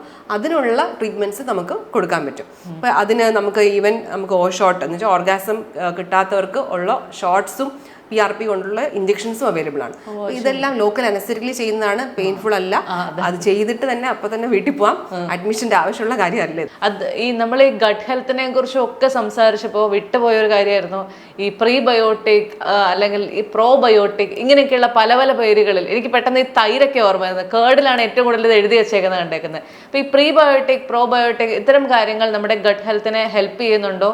അതിന് മറ്റ് മെഡിസിൻസ് കഴിക്കണോ, അതോ കേർഡ് പോലെയുള്ള കാര്യങ്ങൾ നാച്ചുറൽ ആയിട്ടുള്ളതാണോ? എന്താണ് ഡോക്ടറുടെ ഒരു അഭിപ്രായം? അപ്പം ഒരു ഗട്ടിൽ പ്രോബ്ലം ഉള്ള ഒരു ഗ്യാസ്ട്രിക് ഇഷ്യൂ ഉള്ളവർ, അല്ലെങ്കിൽ നമുക്കൊരു റിക്കറൻ്റ് ആയിട്ട് വജൈനൽ ഇൻഫെക്ഷൻസ് വരുന്നവർ, ഇങ്ങനെയുള്ളവർക്ക് ഗട്ട് ഹെൽത്ത് ഡെഫിനറ്റ്ലി നമ്മൾ ടെസ്റ്റ് ചെയ്യണം. അപ്പോൾ ഫുഡിൽ കൂടെ നമുക്ക് പ്രോബയോട്ടിക്സ് കിട്ടുന്ന ഒത്തിരി നല്ല ഫുഡ്സ് ഉണ്ട്, ഈ കർഡ് ഇതുപോലത്തെ കാര്യങ്ങൾ. പ്രീബയോട്ടിക്സ് എന്ന് പറയുന്നത് നമുക്ക് ഫുഡിൽ ഇൻക്ലൂഡ് ചെയ്യാൻ പറ്റിയ സ്പൈസസ് അങ്ങനത്തെ സാധനങ്ങളൊക്കെയാണ് പ്രീബയോട്ടിക്സ്. ഇത് കൂടാതെ നമുക്ക് പേഴ്സണലൈസ്ഡ് ആയിട്ടുള്ള പ്രോബയോട്ടിക്സും അവൈലബിൾ ആണ്. പേഴ്സണലൈസ് മീൻസ് വീണയ്ക്ക് എന്താണ് ആവശ്യം, വീണയുടെ ഗട്ട് ഹെൽത്ത് എങ്ങനെ ഇമ്പ്രൂവ് ചെയ്യാം, ഏത് തരം ബാക്ടീരിയ വേണം വീണയ്ക്ക്, അങ്ങനെ നമുക്ക് പേഴ്സണലൈസ്ഡ് ആയിട്ട് പ്രോബയോട്ടിക് ക്യാപ്സൂൾസ് സപ്ലിമെന്റ്സ് നമുക്ക് കൊടുക്കാൻ പറ്റും. അപ്പൊ അതൊരു സ്പെസിഫിക് ആയിട്ടുള്ള, നമ്മൾ ഓവർ ദ കൗണ്ടർ ഒത്തിരി പ്രോബയോട്ടിക്സ് അവൈലബിൾ ആണ്. ഏതാണ് വജൈനൽ ഹെൽത്തിനുള്ളത്, ഏതാണ് ഗട്ട് ഹെൽത്തിനുള്ളത്, ഇങ്ങനെ ഒരു കൺഫ്യൂഷൻ ഉണ്ടാക്കുന്ന ഒരു മേഖലയാണ് പ്രോബയോട്ടിക്സ്. അപ്പോൾ personalised probiotics definitely better than over the counter probiotics. ഈ പേഴ്സണലൈസ്ഡ് പ്രീബയോട്ടിക്സ് അല്ലെങ്കിൽ പ്രോബയോട്ടിക്സ് നമുക്ക് ഇതെങ്ങനെയാ നമ്മൾ ചെക്ക് ചെയ്യുന്നത്? നമുക്ക് ഇത് ആവശ്യമുണ്ടോ? ഞാൻ നേരത്തെ പറഞ്ഞ പോലെ ഗട്ട് ഫംഗ്ഷൻ ടെസ്റ്റ് ചെയ്യുമ്പോൾ നമ്മുടെ ബോഡിയിൽ നിന്ന് 2 തുള്ളി ബ്ലഡ് എടുത്ത് നമ്മൾ ഈ ഗട്ട് ഫംഗ്ഷൻ ടെസ്റ്റ് ചെക്ക് ചെയ്ത് നമ്മൾ ആ റിസൾട്ട് കിട്ടുമ്പോൾ അതിൽ നിന്ന് കിട്ടുന്ന ഒരു food recommendation and personalised probiotics ആണ് നമ്മൾ കൊടുക്കുന്നത്. നമ്മൾ എപ്പോഴും ഒരു ഗൈനക്കോളജിസ്റ്റിൻ്റെ അടുത്തേക്ക് വരുന്നത് അല്ലെങ്കിൽ ഒരു കോസ്മെറ്റോളജിസ്റ്റിൻ്റെ അടുത്തേക്കൊക്കെ ചെല്ലുന്നത് അവരുടെ ഏറ്റവും യൂത്ത്ഫുൾ ആയിട്ടുള്ള സമയത്ത് ഒരു 45-50 വയസ്സ് വരെയൊക്കെ കൊണ്ട് സ്ത്രീകൾ പലപ്പോഴും ഇതൊക്കെ അവസാനിപ്പിക്കുകയെ, അങ്ങനെയാണ് ഞാൻ കണ്ടേക്കുന്നത്. എൻ്റെ ഒരു എന്താ പറയുക, ഒരു ആവറേജ് സ്ട്രാറ്റ സ്ത്രീകളെല്ലാം ഇങ്ങനെ ചെയ്യുന്നത് കാണാറുണ്ട്.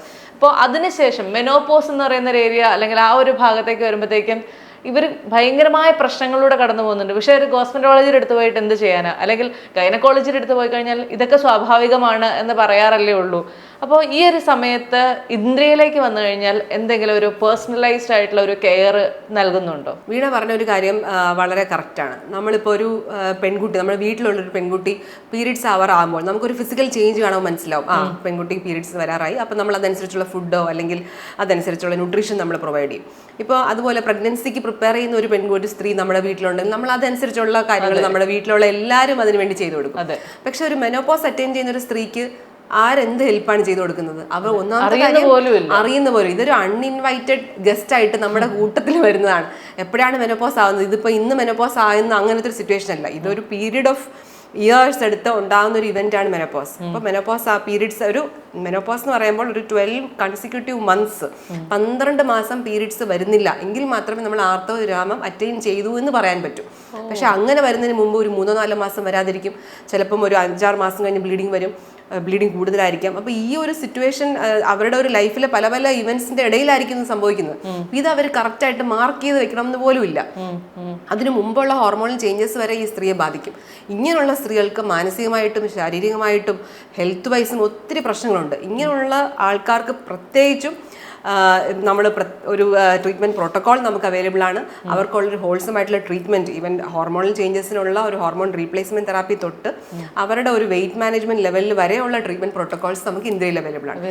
ഡെഫിനറ്റ്ലി നമുക്ക് ഇങ്ങനെ ഒരു മെനോപോസൽ റിക്വയർമെന്റ് ആവശ്യമുള്ള സ്ത്രീകൾ വരേണ്ട ഒരു സ്ഥലമാണ് ഇന്ത്യ. അപ്പം അത് എനിക്ക് ഏറ്റവും ഒരു ക്ലോസ് ടു മൈ ഹാർട്ട് ആയിട്ടുള്ളൊരു കാര്യമായതുകൊണ്ട് തന്നെ ഞാൻ അതിന് സ്പെസിഫിക്കലി കുറച്ച് ഇമ്പോർട്ടൻസ് കൊടുക്കുന്നുണ്ട്. അപ്പോൾ ചുരുക്കം പറഞ്ഞു കഴിഞ്ഞാൽ ഏത് പ്രായം മുതലുള്ള ഒരു വ്യക്തിക്ക്, അത് സ്ത്രീയാകട്ടെ പുരുഷനാകട്ടെ, ഇന്ദ്രിയയിലേക്ക് വന്നു തുടങ്ങാം, ഏത് പ്രായം വരെ വരാം? ഒരു അവയർനെസ് എപ്പോൾ ഉണ്ടാവുന്നു, അത് എത്ര നാൾ നമ്മുടെ ലൈഫിൽ ഉണ്ടായിരിക്കണം എന്ന് വിചാരിക്കുന്നു, അതുവരെ നമുക്ക് വരാം. എന്ന് വെച്ചാൽ നിങ്ങളുടെ ഒരു health as you age, Indriya helps you to age gracefully. Intelligent ageing എന്നാണ് ഉദ്ദേശിക്കുന്നത്, അല്ലാതെ ആന്റി ഏജിങ് അല്ല. You should age intelligently. നമുക്ക് ഒരിക്കലും പ്രായം തിരിച്ചു കൊണ്ടുപോകാനോ അല്ലെങ്കിൽ നമുക്ക് പ്രായം റിവേഴ്സ് ചെയ്യാൻ പറ്റില്ല. എത്രയൊക്കെ പറഞ്ഞാലും ഡെഫിനറ്റ്ലി പ്രായം ആവും.